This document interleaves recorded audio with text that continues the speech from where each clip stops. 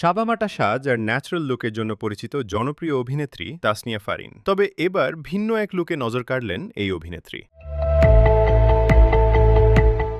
লাল রঙের off shoulder গাউনে ক্যামেরাবন্দী হয়ে সামাজিক যোগাযোগ মাধ্যমে প্রশংসায় ভাসছেন ফারিন। ডাবল লেয়ার রাফেল ডিজাইনের এই গাউন তার লুকে যোগ করেছে আভিজাত্য, আর বডি ফিটেড কাটে ফুটে উঠেছে তার স্টাইলিশ উপস্থিতি। লুকটিকে আরও আকর্ষণীয় করে তুলেছে ফিরোজা পাথরখচিত ঝুমকা, সোনালী ব্রেসলেট এবং মিনিমাল জুয়েলারি।